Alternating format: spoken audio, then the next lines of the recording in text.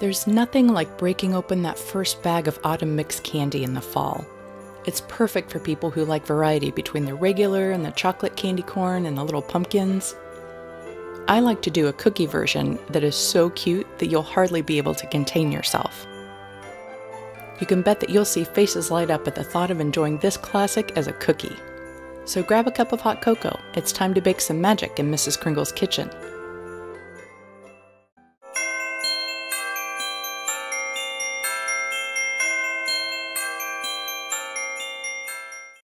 If you haven't already, make sure you hit that subscribe button and click the bell so you don't miss more delicious recipes.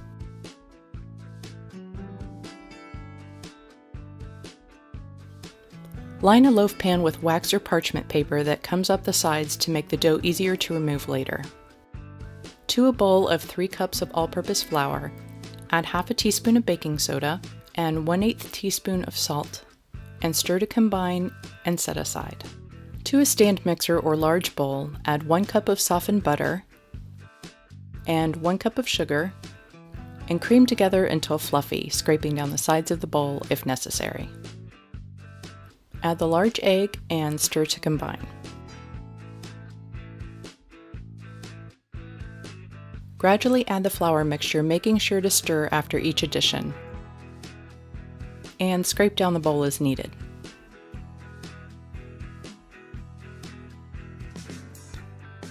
When a dough comes together, make sure that all the ingredients from the bottom are incorporated. For the most accuracy, you'll need a food scale, but it's not required. Divide the dough into 3 equal parts. It came out to just over 32 ounces, so I divided the dough into balls just under 11 ounces.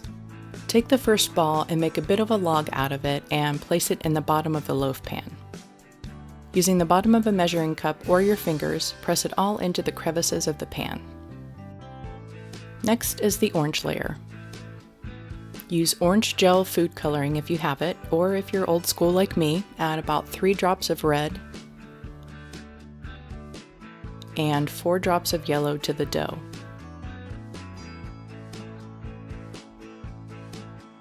And begin to mash it together to combine until the dough is orange. Press the orange dough on top of the first layer, like so. Now take your ounce of chocolate and heat it for 30 to 40 seconds and stir it until melted. The last layer we're going to divide in half for different colored tops. Remove one of the balls and add 4 drops of yellow food coloring to the dough and begin mixing the dough until it turns yellow. To the other ball, add the melted chocolate and begin mashing it into the dough until it's completely chocolate colored. Wash your hands and then press the yellow dough into one side of the layered dough, making sure that it's even. Repeat on the other side with the chocolate dough, again making sure that it's even. Cover the dough with plastic wrap and place it in the fridge for 2 hours until completely chilled. While that's chilling, we'll make our shortbread dough. To a mixer or large bowl, add 1 cup of softened butter and half a cup of packed light brown sugar. Cream together until fluffy and then add 1 teaspoon of maple or vanilla extract.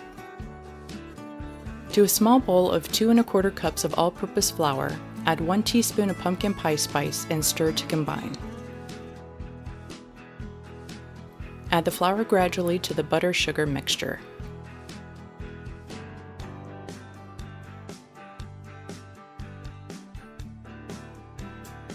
Remove 1/3 of the dough and use 4 drops of red and 4 drops of yellow to make orange dough as you mash.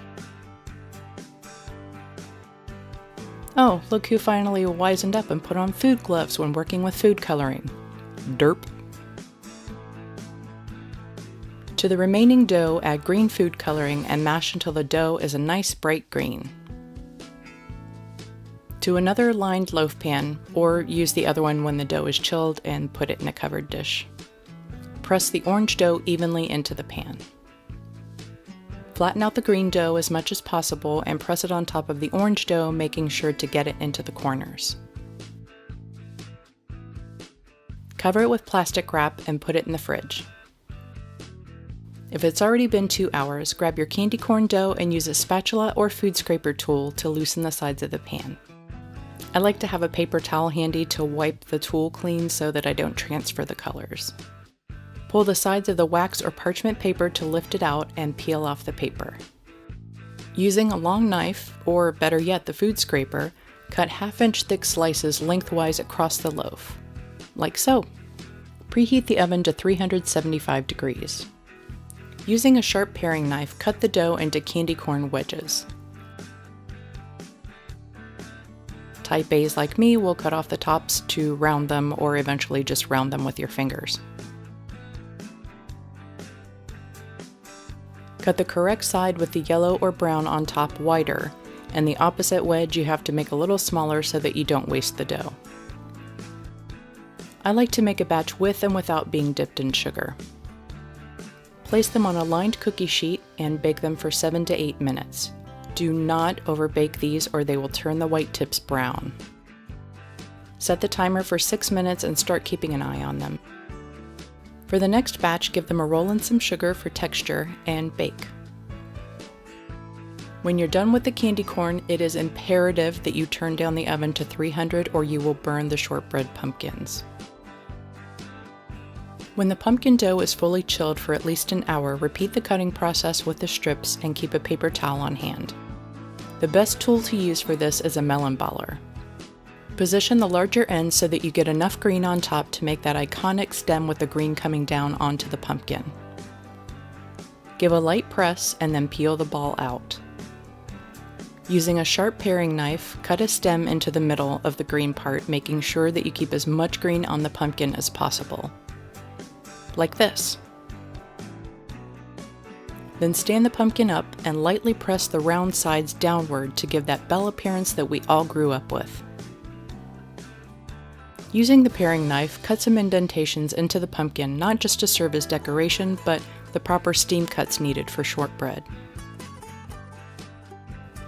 Dip the pumpkins into sugar that has also had a 1/2 teaspoon of pumpkin spice mixed in.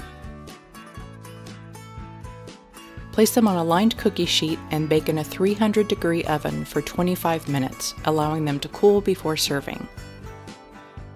Autumn mixed cookies are a little time-consuming but so worth it, especially when you see how adorable they are.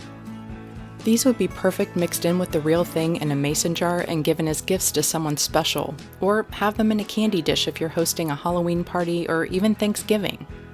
Be prepared though, once you make them one time, people are going to be begging you for the recipe. So you should probably head on over to mrskringleskitchen.com and have a few printed out and ready for them. If you're wondering about that leftover dough, psychedelic cookies anyone? Don't forget to subscribe and share the love with your foodie friends and family.